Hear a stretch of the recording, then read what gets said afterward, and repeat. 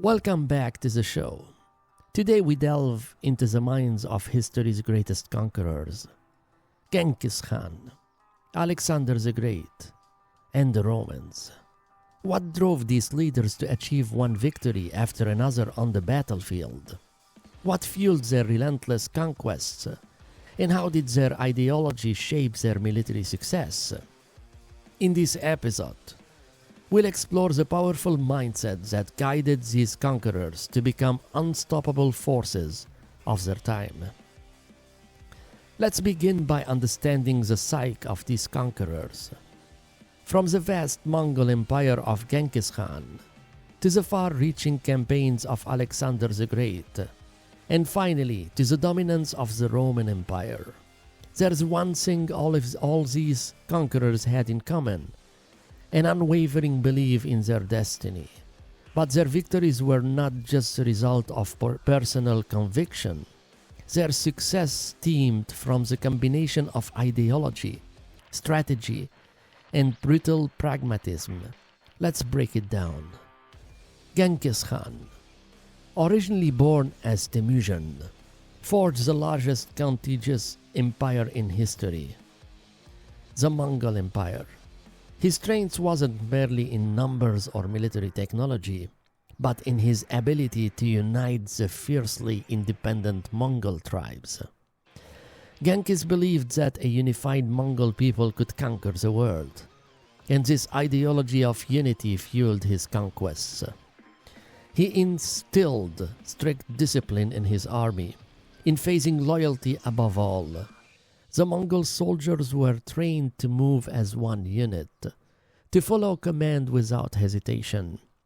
This mindset of unity, combined with the remarkable tolerance for different cultures and religions within his empire, allowed Genghis Khan to maintain control over vast territories. The message was clear: loyalty to the Khan above tribal division. Genghis Khan also developed innovative military strategies, particularly his use of psychological warfare. He understood that fear could be just as effective as weapons. His reputation for brutality often preceded him, causing cities to surrender without a fight. He once said, "The greatest happiness is to vanquish your enemies, to chase them before you, to rob them of their wealth, to see those dear to them bathed in tears, and to clasp to your bosom their wives and daughters." This ruthless ideology of total domination demoralized opponent before the battle even began. But his brilliance lay in balancing fear with pragmatism. Conquered lands were offered autonomy as long as they paid tribute and contributed soldiers to his growing empire. In this way, Genghis Khan created a structure that could both conquer and sustain itself, a perfect blend of terror and governance. Now, let's move to Alexander the Great, the young Macedonian king who never lost a battle in his short life. At just 20 years old, he inherited his father's kingdom, but his ambition was far greater than ruling Macedonia. Alexander's ideology was centered around the vision of a unified world, a world where East met West under his rule. Unlike Genghis Khan, whose strengths come from uniting his own people, Alexander's strength was his ability to integrate the cultures he conquered. Wherever he went, he founded new cities, many of them named Alexandria, creating a lasting legacy of Hellenistic culture. He believed in the superiority of Greek culture, but he was also wise enough to adopt elements of Persian, Egyptian, and Indian cultures into his empire. Alexander's mindset was one of personal glory and divine destiny. He believed he was the son of Zeus, and this gave him an unshakable confidence in his ability to conquer the known world. His soldiers shared this belief in their king's destiny, and it fueled their willingness to follow him into battles against overwhelming odds. One of the most notable examples of Alexander's military genius was the Battle of Gaugamela in 331 BC, where he faced the Persian Empire Darius III. Outnumbered by as many as 5-1, Alexander used superior tactics, including a well-timed cavalry charge that broke the Persian line and won him the battle. His ability to adapt on the battlefield, his charisma, and his belief in his divine mission were key factors in his string of victories. Alexander was also a master in psychological warfare. After defeating Darius, he took on the title of Shahanshah, King of Kings, further solidifying his rule over the Persian territories. His conquests were not just military, they were ideological. He believed in the creation of a new unified world where Greek culture would blend with the cultures of the East, forming a lasting empire that would continue long after his death. Lately, let's turn to the Romans, who didn't rely on the vision of a single ruler, like Alexander or Genghis Khan, but instead on the strengths of their organization, discipline, and law. The Roman Empire's success lay in the ability to create an enduring system that could outlast individual leaders and military campaigns. The Roman army was a disciplined and highly trained force. Roman soldiers were not only fighters but also builders, capable of constructing roads, fortifications, and siege weapons in record time.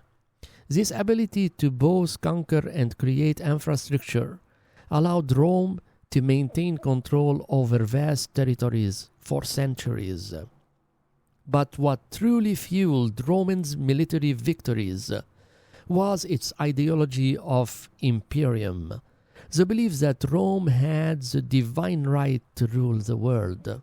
This sense of duty to expand Roman law, culture, and civilization became a driving force behind their conquest. Roman generals, such as Julius Caesar, saw their military campaigns as not just as means to gain territory, but as a way to spread Roman order and governance to the barbarians. Rome's greatest strength was its adaptability. The Romans learned from their enemies, incorporating new tactics and technologies into their own military. For example, after suffering devastating defeats against the Carthaginians, General Hannibal, during the Second Punic War, the Romans adapted their strategies and eventually defeated Carthage, solidifying their dominance in the Mediterranean. The Roman mindset was pragmatic and systematic. Their soldiers were not motivated by personal glory or divine destiny, but by a sense of duty to Rome and the promise of rewards, such as land and citizenship.